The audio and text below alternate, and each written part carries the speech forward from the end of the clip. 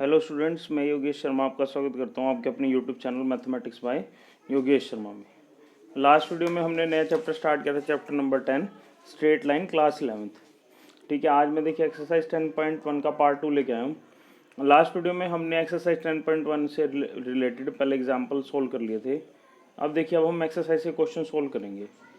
देखिए exercise 10.1 question number first क्या कहता है, draw a quadrilateral in the Cartesian plane whose vertices are -4, 0, 7, 5, -5, -4, -2. Also find its area। देखिए, आप ग्राफ पेपर पर एक्स एक्सिस वाई एक्सिस बना सकते हो। उस पर क्या करेंगे, चारों पॉइंट ड्रॉ कर देंगे। ठीक है, देखो मैंने कर रखा है इसको। क्वेश्चन नंबर फर्स्ट को मैंने यहाँ पे क्या किया, एक्स एक्सिस ले लिया और वाई एक्सिस ले लिया। ठीक है, इस पर एक पॉइंट ले लिया 0, -4, 5, -4, 2, 0, 7 और 5, -5। ठीक है, ये क्वाड्रिलेटर बन चुका है ए बी सी और डी। ठीक है, मैंने क्या किया, ए को जोड़ दिया सी से। ए को किससे जोड़ दिया, सी से। तो यहाँ पे देखो, एक तो ट्रायंगल बन गया ए बी सी और एक ट्रायंगल बन गया ए सी डी। तो मुझे क्या करना है, इस क्वाड्रिलेटरल का एरिया फाइंड करना है।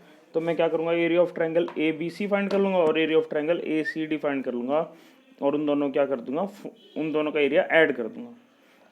ठीक है, for triangle A B C, देखो ए का कोऑर्डिनेट क्या है -4, 5, बी का कोऑर्डिनेट है 0, 5, सी का कोऑर्डिनेट है 5, -5। ठीक है, तो इसके कोऑर्डिनेट को मान लिया x1, y1, बी के कोऑर्डिनेट को मान लिया x2, y2, सी के कोऑर्डिनेट को मान लिया x3, y3। तो x1, y1, x2, y2, x3, y3 की वैल्यू हमारे पास आ चुकी है। और एरिया ऑफ ट्रायंगल एबीसी का फॉर्मूला आपको पता ही है, ये मैंने बता दिया था। 1/2 मोड ऑफ x1 इंटू में y2 माइनस y3 प्लस में x2 y3 minus y1 plus में x3 y1 माइनस y2। ठीक है, x1 x2 x3 y1 y2 y3 सभी की वैल्यू यहाँ से लेके मैंने इसके अंदर पुट कर दी। ठीक है, क्या आ गया, -4 इंटू में 7 + 5 प्लस 0 -1 इंटू -5 प्लस में 5 इंटू में 5 - 7। भाई सिंपल है, ये हमने क्लास 10th में किया हुआ है, बस वही सेम ही है। देखो तो ये क्या हो गया, 4 इंटू -12, 0 इंटू -10 क्या हो गया 0, 5 इंटू में -2। तो देखो ये वैल्यू क्या होगी -48 और 5 इंटू -2 क्या हो गया -10। 1/2 -58 का मोड। देखिए, चाहे एरिया चाहे आपका पॉजिटिव है चाहे नेगेटिव है, हमने हमेशा क्या लेना है, पॉजिटिव लेना है। तो 58/2 क्या आ गया 29 स्क्वायर यूनिट्स। अब देखिए हम क्या करेंगे, area of triangle A C define कर देंगे। उसके लिए ए कोऑर्डिनेट ले लिया -4, 5, सी ले लिया 5, -5, डी ले लिया -4, -2। इसके कोऑर्डिनेट को मान लिया x1, y1, इससे कोऑर्डिनेट को मान लिया x2, y2 और इसके कोऑर्डिनेट को क्या मान लिया x3, y3। वही फिर एरिया ऑफ ट्रायंगल 1/2 इंटू में x1 इंटू में y1 y2 minus y3 plus में x2 into y3 minus y1 plus में x3 y1 माइनस y2। यहाँ से मैंने x1 y1 x2 y2 x3 y3 सभी की वैल्यू पुट कर दी और पुट करके देखो सोल्व किया तो क्या वैल्यू मेरे पास आ जाती है, -63 का मोड बाय 2। तो मोड से वैल्यू क्या हो जाएगी, पॉजिटिव आ जाएगी, 63/2 स्क्वायर यूनिट्स। तो देखो मेरे पास area of triangle A B C भी आ गया और area of triangle A C D भी आ गया। इन दोनों के एरिया को मैं ऐड कर दूँ तो मेरे पास क्या आ जाएगा, area of quadrilateral A B C D that is equal to area of triangle A B C plus में area of triangle A C D. अब ए बी सी का एरिया क्या है 29 और ए सी डी का एरिया क्या है 63/2। अब यहाँ पे एलसीएम ले लिया, देखिए 2 आ गया, 58 प्लस में 63 दैट इज 1/2 स्क्वायर यूनिट्स। ठीक है, नेक्स्ट देखिए क्वेश्चन नंबर सेकंड करते हैं। क्वेश्चन नंबर सेकंड क्या कहता है, the base of N equilateral triangle with side 2s। देखो आपको पता है इक्विलेटरल ट्रायंगल क्या होता है, जिसकी तीनों साइड्स क्या होती हैं, इक्वल। कहता है जो इस इक्विलेटरल ट्रायंगल का बेस है ना और उसकी साइड क्या है 2 है, मतलब कि उस जो इक्विलेटरल ट्रायंगल है उसकी प्रत्येक की साइड क्या है 2a है, अलोंग विद वाई एक्सिस। जो इसका बेस है ना, देखो वाई एक्सिस के अलोंग है। ये देखो ये एक ट्रायंगल बना लो, ये इसका बेस है, ये क्या है बच्चों, इसका base. Such that the mid point of the base is at origin. और ये इस तरीके से है कि जो इसका मिड पॉइंट है ना, ये ओरिजिन बन रहा है इसका। ठीक है, find the vertices of the triangle. हमने क्या बताने हैं, ट्रायंगल के वर्टिसेस बताने हैं। देखो ध्यान से समझो, कोई एक इक्विलेटरल ट्रायंगल दे रखी है जिसकी साइड 2a है और वो y एक्सिस के अलोंग है, और ये जो इसका बेस है ना वो ऐसा है कि जो उसका मिड पॉइंट है ना वो किसको टच कर रहा है, ओरिजिन को। और हमने क्या बताना है, इसके वर्टिसेस बताने हैं। तो देखो ये मैंने एक ट्रायंगल ले ली ABC, ठीक है। अब ये इस साइड भी हो सकती है, इस साइड भी हो सकती है, एक्सिस के पॉजिटिव साइड भी हो सकती है, क्या हो सकती है, एक्स एक्सिस के नेगेटिव में भी हो सकती है। तो देखो ये अगर इसका मिड पॉइंट है, ओरिजिन इसका मिड पॉइंट है, तो बी का कोऑर्डिनेट क्या होगा 0,a, और सी का कोऑर्डिनेट क्या होगा 0,-a, ठीक है। और बी सी को हमने बेस लिया और ए के कोऑर्डिनेट को मैंने मान लिया h,0, ठीक है। देखो अगर ये 2a लेंथ है तो ये इसका मिड पॉइंट हो गया, तो ये a होगी और ये क्या होगी, ये भी a होगी। मीन्स ओ बी इक्वल हो चुकी है ओ सी के, दैट इज ए की इक्वल होगी। तो इसलिए बी के कोऑर्डिनेट तो हो गए 0,a और सी के कोऑर्डिनेट हो गए 0,-a। अब मेरे पास अगर ए का कोऑर्डिनेट आ जाए, ए का कोऑर्डिनेट आ जाए तो हम क्या कर देंगे, फाइंड कर देंगे। तो देखो since triangle A B C is an equilateral triangle, तो ए बी जो है बी सी के इक्वल होगी। ए बी किसके इक्वल होगी, बी सी के। अब देखो ए बी के ऊपर हम डिस्टेंस फॉर्मूला लगा देंगे। अगर ए बी बी सी के इक्वल है तो ए बी का स्क्वायर भी किसके इक्वल होगा, बी सी के स्क्वायर के। अब बी सी की लेंथ तो 2 है, तो उसको मैंने क्या लिख दिया 2a का होल स्क्वायर। अब देखो ए बी के ऊपर हम क्या लगाते हैं, डिस्टेंस फॉर्मूला लगा देंगे। तो क्या हो जाएगा, देखो x2 minus x1 means h minus में 0 का होल स्क्वायर, और y2 minus y1 that is 0 minus a का whole square which is equal to 2a का स्क्वायर। तो इसको देखो h माइनस 0 का होल स्क्वायर को क्या लिख सकता हूँ, h स्क्वायर, और इसको क्या लिख सकता हूँ, a स्क्वायर, सॉरी प्लस में है ये, is equal to 4a square. तो देखो तो ये आ गया h स्क्वायर प्लस में a square is equal to 4a square, और a स्क्वायर इधर आ गया माइनस का हो जाएगा, तो h स्क्वायर किसके इक्वल हो गया 3a स्क्वायर के, और h किसके इक्वल आ गया प्लस माइनस √3a के।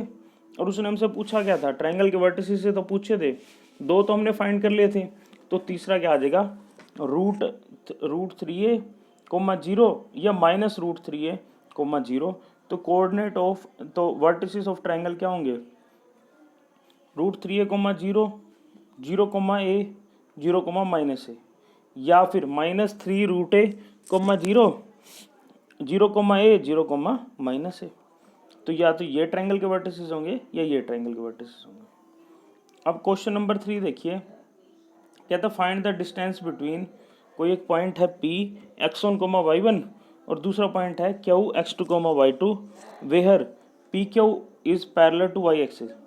कहता है इन दोनों पॉइंट के बीच का डिस्टेंस फाइंड करो जहाँ पे PQ अगर क्या हो पैरेलल हो y एक्सिस के, और दूसरे में क्या कहता है कि पैरेलल हो x एक्सिस के, ठीक है।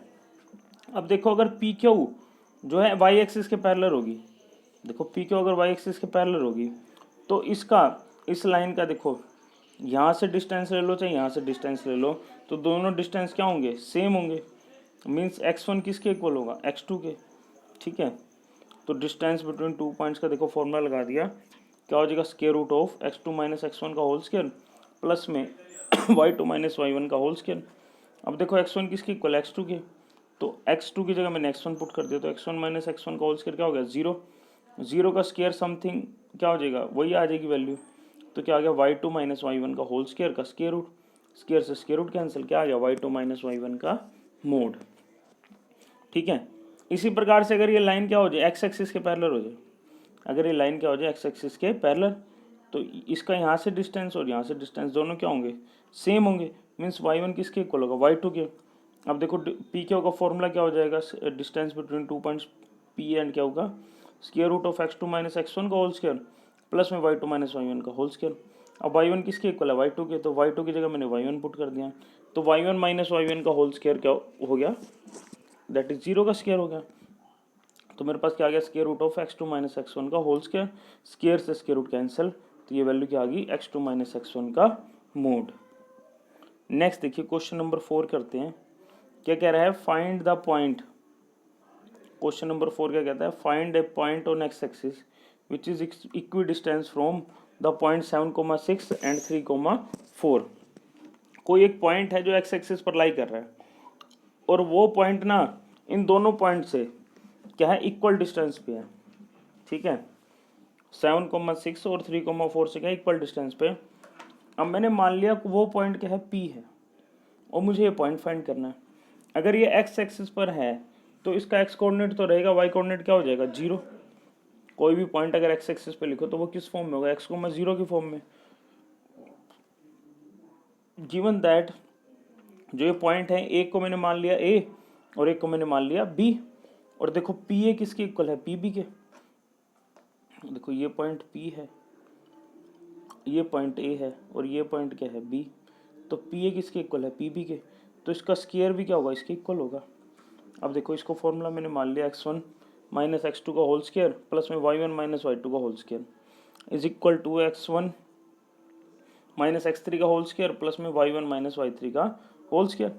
अब इसके कोऑर्डिनेट को मैंने मान लिया x1 y1, x1 की वैल्यू होगी x और y1 की वैल्यू क्या होगी 0, और इसके कोऑर्डिनेट को मैंने मान लिया x2 y2, तो x2 की वैल्यू होगी 7 और y2 की वैल्यू होगी 6। इसी प्रकार b के कोऑर्डिनेट को मैंने मान लिया x3 y3, x3 की वैल्यू होगी 3 और y3 की वैल्यू होगी 4। अब x1 x2 x3 y1 y2 y3 इन तीनों की वैल्यू क्या कर दी, इसमें पुट कर दी। और देखो ये आए कैसे थे, पी ए इक्वल है पी बी के, तो इनका स्क्वायर भी क्या होगा, इसके इक्वल होगा। तो पी ए का डिस्टेंस फॉर्मूला लगा दिया और पी बी का भी क्या लगा दिया, डिस्टेंस फॉर्मूला लगा दिया, और स्क्वायर से स्क्वायर रूट कैंसिल हो जाता है। तो देखो ये क्या हो गया, x माइनस 7 का होल स्क्वायर प्लस में 0 माइनस में 6 का होल स्क्वायर। इसी प्रकार x माइनस 3 का होल स्क्वायर प्लस में 0 माइनस में 4 का होल स्क्वायर। अब इसको ओपन करते, देखो a माइनस बी का whole square A square plus B square minus 2ab, तो x का स्क्वायर और 7 का स्क्वायर 49 माइनस में 2 इंटू में x into minus 7 minus 40x, और 0 माइनस 6 का होल स्क्वायर क्या हो गया, प्लस का 36। इसी प्रकार यहाँ भी a माइनस बी का होल स्क्वायर ओपन कर दिया, क्या हो गया, एक्स स्क्वायर 3 का x का स्क्वायर x, 3 का स्क्वायर 9, 3 इंटू में 2 इंटू में x क्या हो गया 6x, और माइनस का और माइनस 4 का होल स्क्वायर क्या हो गया 16। अब देखो एक्स स्क्वायर से एक्स स्क्वायर कैंसिल, ठीक है। अब ये माइनस 6x इधर आगे क्या हो गया पॉजिटिव, तो ये वैल्यू क्या होगी माइनस 14x प्लस 6x, और यहाँ देखिए 9 और 16 क्या हो जाता है 25, 49 और 36 दोनों इधर आगे क्या हो गए माइनस के हो गए, 36 माइनस 49 हो गया माइनस 85, और इधर क्या बचा देखो 14x माइन प्लस 6x क्या आ गया माइनस 8x, और इन दोनों को सोल्व किया तो ये वैल्यू क्या आ गई माइनस 60। तो मेरे पास क्या आ गया minus 8x is equal to minus 60, और यहाँ से x क्या आ गया 60/8, और कट के वैल्यू क्या बच गई 15/2। तो पॉइंट क्या हो जाएगा 15,2 15/2 0। ठीक है, नेक्स्ट देखिए क्वेश्चन नंबर 5 कह रहा find the slope of line. हमने क्या फाइंड करना है, स्लोप ऑफ लाइन फाइंड करना है which passes through the origin. वो जो लाइन है कहाँ से पास हो रही है, ओरिजिन से पास हो रही है, and the mid point of this segment P P जो है 0,-4 और बी है 8,0। देखो किसी एक लाइन का स्लोप फाइंड करना है, एक तो वो ओरिजिन से पास हो रही है और इन दोनों के पॉइंट का जो लाइन सेगमेंट बन रहा है ना उसके मिड पॉइंट से पास हो रही है। ठीक है, गिवन पॉइंट क्या है, पी है 0,-4 और क्या हुआ है 8,0। इसके कोऑर्डिनेट को मैंने मान लिया x1 y1 और इसके कोऑर्डिनेट को क्या मान लिया x2 y2। अब देखो ये ग्राफ भी बना के दिखा दिया, ये p है ये q है। ठीक है, यहाँ से एक लाइन l जा रही है, इसका स्लोप हमारे को फाइंड करना है। एक तो ये ओरिजिन से पास हो रही है और एक इसके मिड पॉइंट से पास हो रही है। अब हम क्या करें, इसके मिड पॉइंट को के कोऑर्डिनेट फाइंड कर लें और एक ओरिजिन है तो इसकी दोनों से क्या निकाल देंगे, स्लोप निकाल देंगे। वो ये फॉर्मूला से m is equal to y2 minus y1 upon में x2 माइनस x1, इस फॉर्मूला से निकाल देंगे। तो देखो इसके मिड पॉइंट कैसे निकलेंगे, मिड पॉइंट का फॉर्मूला आपके पास है ही, क्या होता है x1 plus x2/2 y1 plus y2/2। तो ये कोऑर्डिनेट किसके आ जाएंगे, r के आ जाएंगे। तो देखो 0 प्लस 8/2 माइनस 4 प्लस 0/2, तो क्या आ गया 4,-2। ये r के कोऑर्डिनेट आ गए और ओरिजिन के कोऑर्डिनेट क्या है 0,0। ठीक है, अब मेरे पास स्लोप का फॉर्मूला होता है ये y2 माइनस y1 अपॉन में x2 माइनस x1। अब यहाँ पे देखो y2 में ले लूँगा इसको -2 और y1 क्या है 0 अपॉन में 4 minus 0 that is -2/4 that is -1/2। भाई इसी का स्लोप फाइंड करना था। नेक्स्ट देखिए क्या कहता है, without using Pythagoras theorem, without using Pythagoras theorem show that the points 4,4 3,5 -1,1 are the vertices of the right angle triangle. देखो कोई भी अगर राइट एंगल ट्रायंगल होगी, कोई भी क्या होगी राइट एंगल ट्रायंगल, तो उसमें देखो ये दो लाइनें क्या होंगी आपस में परपेंडिकुलर होंगी, और हमें पता है जब कोई दो लाइनें परपेंडिकुलर होती हैं तो उनकी स्लोप की प्रोडक्ट क्या होती है -1 होती है। ठीक है, ये दो पॉइंट इसने लिखे हुए हैं, when 2 points are given then the slope is this, और हमें पता है अगर 2 लाइन परपेंडिकुलर हो तो उनका स्लोप की प्रोडक्ट क्या होती है -1। अच्छा ये जो डिटरमिनेंट वाला बनाया हुआ है इसको मत करना आप, देखो पहले क्या करो इस ट्रायंगल का एरिया फाइंड कर लो। इस पॉइंट को मैंने मान लिया A, इसको B, इसको C, तो A1 के कोऑर्डिनेट को मैंने मान लिया x1, y1, और B1 के कोऑर्डिनेट को मैंने मान लिया x2, y2, और C के कोऑर्डिनेट को क्या मैंने मान लिया x3, y3, और ये जो एरिया ऑफ ट्रायंगल का फॉर्मूला होता है 1/2 इंटू में x1 y2 minus y3 plus में x2 y3 minus y1 plus में x3 y1 माइनस y2, ये सब इस फॉर्मूला में पुट कर दिया और इसको सोल्व कर दिया। तो यहाँ से देखो इसकी वैल्यू क्या आ गई 5 आ गई, which is not equal to 0। तो इसका मतलब क्या है कि ABC जो है ना वर्टिसेस हैं किसी ट्रायंगल के। अब मुझे ये बताना है कि भाई ये राइट एंगल ट्रायंगल के क्या वर्टिसेस हैं। तो देखो अब मैंने स्लोप ऑफ AB फाइंड करना है। स्लोप ऑफ AB फाइंड करने के लिए देखो A कोऑर्डिनेट ले लिया और B कोऑर्डिनेट ले लिया, तो क्या होता है स्लोप का formula y2 minus y1 upon में x2 माइनस x1। तो क्या हो गया देखो 5 माइनस 4 अपॉन में 3 माइनस 4, तो ये वैल्यू क्या आ गई 1 अपॉन -1, क्या वैल्यू आ गई -1। इसी प्रकार स्लोप ऑफ BC फाइंड कर दिया, B के कोऑर्डिनेट और C के कोऑर्डिनेट ले लिए, तो क्या हो गया देखो y3 माइनस y2 अपॉन में x3 माइनस x2। तो देखो -1 और -5 -1 -3, तो क्या आ गया -6/-4 दैट इज 3/2।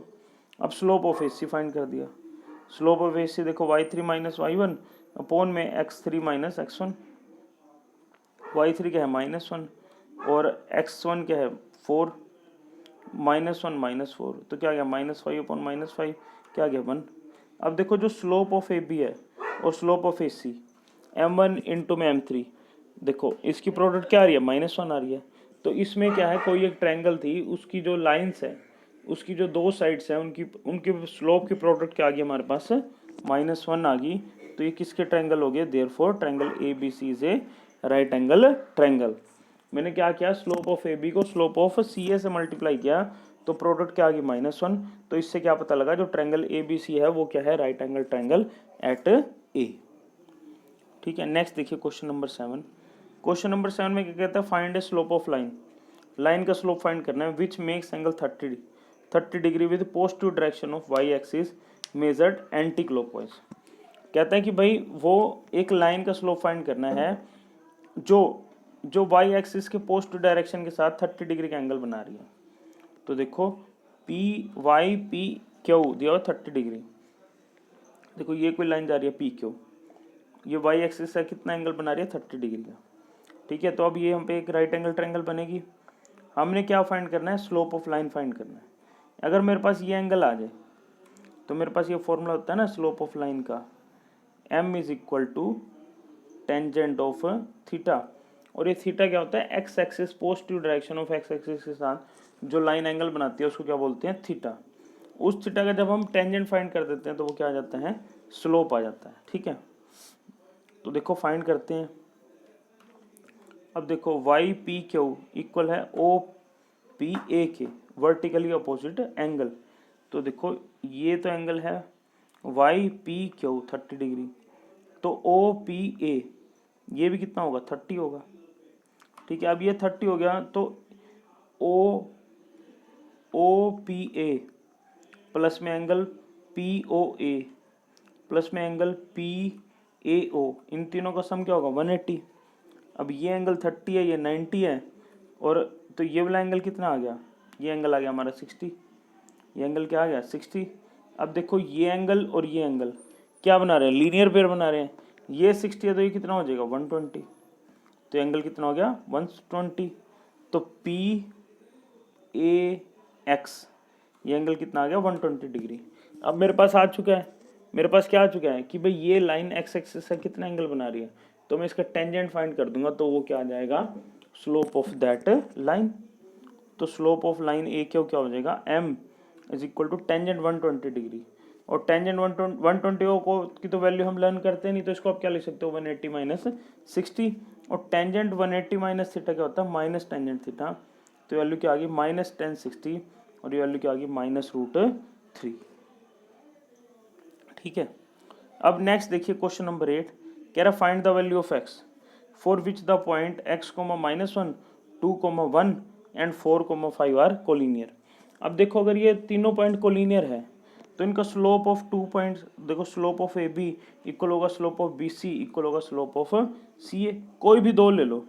तो मैंने ले लिया slope of A B equal होगा स्लोप ऑफ बी सी के। अब स्लोप ऑफ ए बी कैसे निकालेंगे, देखो ए पॉइंट मैंने इसको माना है, बी इसको और सी इसको, तो स्लोप ऑफ ए बी कैसे निकलेगा y2 minus y1 that is 1 minus of -1 that is +1, और x2 minus x1 that is 2 minus x, और ये किसके इक्वल ले लिया स्लोप ऑफ बी सी के। तो देखो 5 माइनस 1 अपॉन में 4 माइनस 2, तो देखिए क्या आ गया 2 अपॉन 2 माइनस एक्स, और यहाँ क्या आ गया 4 अपॉन 2, ये कट के क्या बच गया 2, और इस 2 से ये 2 कट गया, तो मेरे पास क्या आ गया 2 minus X is equal to 1, और x क्या हो गया देखो 2 माइनस 1 दैट इज 1, x की वैल्यू क्या आ गई 1, यही हमने फाइंड करना था। अब देखो ये कहता है without using distance formula, distance formula use किए बगैर कहते हैं show that the points -2, -1, 4, 0, 3, 3, -2 are the vertices of parallelogram. कहता है डिस्टेंस फार्मूला को यूज किए बगैर बताओ कि ये चारों पॉइंट किसके हैं, किसी पैरेललोग्राम के। तो मैंने मान लिया एक को ए मान लिया, एक को बी और एक को सी। ठीक है, ए किसको मान लिया 2, -1 को, बी मैंने मान लिया 4, 0 को, सी मैंने मान लिया x3, y3 को सॉरी सी मैंने मान लिया 3, 3 को, और डी मैंने मान लिया -3, 2 को। ठीक है, आप चाहे इसको ग्राफ पे बना के कर सकते हो। अब देखो ए बी सी डी मान लिए, और हमें पता है, और हमें क्या पता है कि जो पैरेललोग्राम होते हैं ना, जो पैरेललोग्राम होता है उसके जो डायगोनल होते हैं, ये लेवल 9 पे बताया करते थे कि पैरेललोग्राम के जो डायगोनल होते हैं वो आपस में एक दूसरे को कट करते हैं, बाइसेक्ट करते हैं, मिड पॉइंट पे कट करते हैं। तो देखो ए सी का जो मिड पॉइंट होगा और बी डी का जो मिड पॉइंट होगा, दोनों के मिड पॉइंट क्या होंगे सेम होंगे, दैट इज उनके कोऑर्डिनेट क्या आएंगे सेम आएंगे। तो मैंने क्या किया ए सी का मिड पॉइंट फाइंड कर लिया, तो देखो क्या हो गया वो,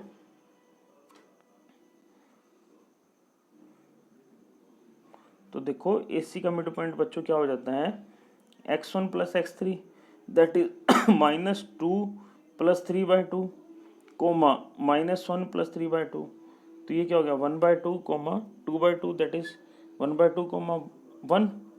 अब इसी प्रकार अगर बी डी का भी सेम मिड पॉइंट आ जाता है तो हमारा क्या है, तो ये क्या है, तो ये क्या है पॉइंट्स ऑफ पैरेललोग्राम है। तो देखिए mid point of B D क्या होगा 4 - 3/2 0 + 2/2 दैट इज 1/2 1। तो देखो ए सी का मिड पॉइंट और बी डी का मिड पॉइंट, दोनों का मिड पॉइंट क्या आ गया सेम आ गया, तो हम क्या कह देंगे therefore A B C D is a parallelogram, therefore A B C D is a parallelogram.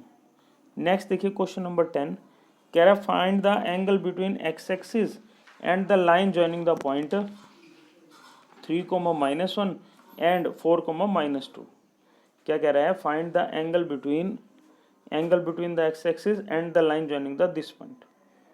ठीक है, तो देखो मैंने इसको तो मान लिया x1, y1, और इसको मैंने मान लिया x2, y2। तो इस लाइन का स्लोप क्या हो जाएगा y2 माइनस y1 अपॉन में x2 minus x1 that is -2 minus of -1 + 1 upon में 4 - 3।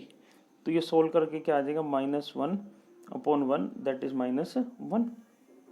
ठीक है, अब मैंने इस लाइन का और एक्स एक्सिस के बीच एंगल फाइंड करना है, ठीक है। अब इसके बीच में देखो जो ये क्या होता है, स्लोप ऑफ लाइन आपको पता है क्या होता है, m is equal to tangent theta, और मुझे अब क्या फाइंड करना है, थीटा। और मेरे पास इसका स्लोप आ चुका है जिसकी वैल्यू क्या आई है, -1 आई है, तो ये किसके इक्वल होगा, tangent theta is equal to -1 के, ठीक है। और -1 1 कब होता है, टेंजेंट 45 पर, और इसको मैं क्या लिख सकता हूँ, देखो माइनस की जगह क्या लिख दिया, टेंजेंट 45, और मुझे पता है टेंजेंट 180 माइनस थीटा होता है माइनस टेंजेंट थीटा, तो इस माइनस टेंजेंट 45 को मैं क्या लिख सकता हूँ, टेंजेंट 180 माइनस 45, और ये किसके इक्वल आ गया, 135 के, और यहाँ से देखो कंपेयर करने पर थीटा किसके इक्वल आ जाता है, 135 के। तो उस लाइन के बीच में और एक्स एक्सिस के बीच में एंगल क्या है, 135, ठीक है। नेक्स्ट देखिए question number 11। Question number 11 same example के तरीके से है, पर फिर भी देखो मैं आपको बता देता हूँ क्या कहता है। क्वेश्चन नंबर 11 कहता है the slope of line is double the slope of another line.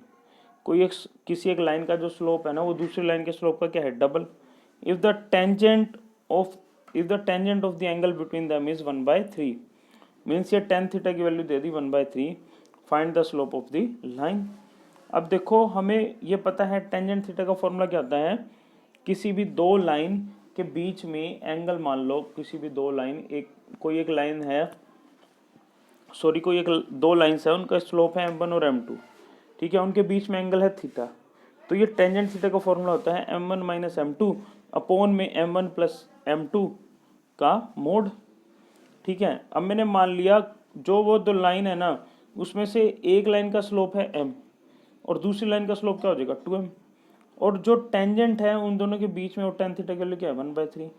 अब इसमें ये तीनों वैल्यू को पुट कर दिया, ठीक है, तो ये क्या हो गया 1/3 is equal to m minus 2m upon में m plus 1 plus m into में 2m, तो इसकी वैल्यू क्या आ गई 1/3, m माइनस 2m वैल्यू क्या आ गई -m अपॉन में 1 प्लस 2m का स्क्वायर, ठीक है। अब ये मोड क्या करेगा, इसकी वैल्यू को पॉजिटिव कर देगा, तो क्या हो जाएगा, देखो क्रॉस मल्टीप्लाई कर देंगे, 1 इंटू में 1 प्लस 2m स्क्वायर क्या हो गया 1 प्लस 2m स्क्वायर, और 3 इंटू में m क्या हो गया 3m, और देखो 3m को इधर ले आए तो माइनस का हो गया, तो हमारे पास क्या आ गया 2m square minus 3m plus में 1।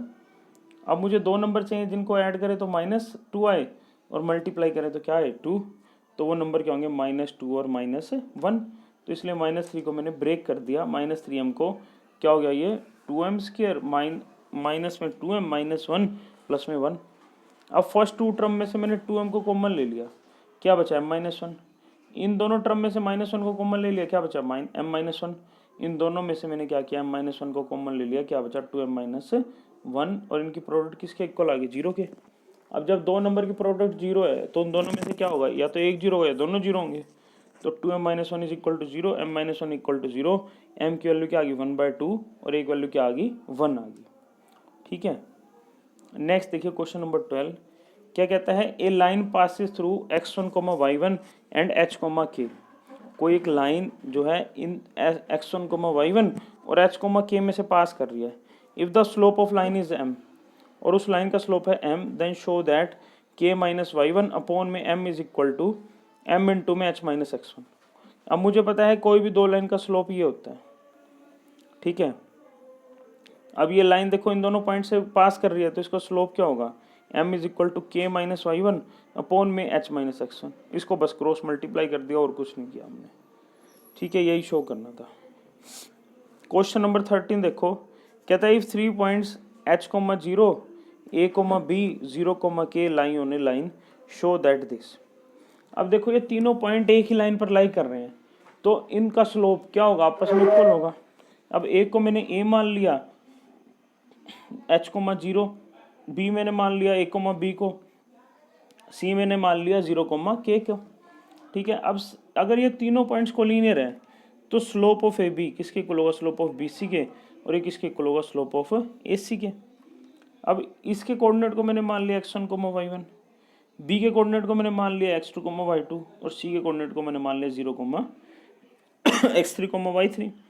अब देखो slope of A B equal होगा slope of B C equal होगा स्लोप ऑफ सी ए के, that is y2 minus y1 upon में x2 माइनस x1 इक्वल है y3 माइनस y2 अपॉन में x3 minus x2। Equal है y1 minus y3 upon में x3 minus x3। अब यहाँ पे मैंने x1 y1 x2 y3 x1 y1 x2 y2 x3 y3 इन सब की वैल्यू पुट कर दी तो मेरे पास ये आ जाता है। ठीक है, अब इसको सोल्व करता हूँ। देखो b minus zero B upon में a minus H is equal to, पहले फर्स्ट टू टर्म को ले लिया, b अपॉन में a minus H is equal to k minus B upon में माइनस a। अब इसको क्रॉस मल्टीप्लाई कर देते हो। देखो b को माइनस ए से करोगे माइनस ए बी, इसको इससे मल्टीप्लाई कर देंगे a माइनस एच इंटू में k माइनस बी। ठीक है, देखो a को k से करेंगे ए के, फिर देखो a को माइनस बी से करेंगे माइनस ए बी, फिर माइनस एच को k से करेंगे माइनस एच के, फिर माइनस एच को माइनस बी से करेंगे प्लस बी एच। ठीक है, अब देखो माइनस ए बी से माइनस ए बी कैंसिल। ठीक है, एच के को हम उस साइड लेंगे, एच के को उस साइड ले देंगे तो प्लस का हो जाएगा, फिर हम पलट के लिख देंगे। तो इसको सोल्व करके हमारे पास क्या आया, A K plus B H is equal to H K. अब मैंने क्या किया, तीनों को दोनों तरफ डिवाइड कर दिया एच के से। तो यहाँ से देखो इसको एच के से डिवाइड किया, इसको भी कर दिया, इसको भी कर दिया। तो यहाँ देखो के से के कट के क्या बचा, ए बाई एच, फिर यहाँ एच से एच कट के क्या बचा, प्लस में बी बाई के, और एच के से एच के कट के क्या बच गया, 1। तो यही हमने क्या करना था, प्रूव करना था। ठीक है, 3 पॉइंट दिए हुए थे और ये तीनों क्या थे, कोलिनियर थे, और हमने ये शो करके दिखाना था, बस और कुछ नहीं था। लास्ट क्वेश्चन देखिए, प्रैक्टिकल बेस्ड क्वेश्चन है। कह रहा है consider the following population and the year graph in the figure and the slope of line A B and using it. कह रहा है find the slope of line A B and using it find what is the population in 2010।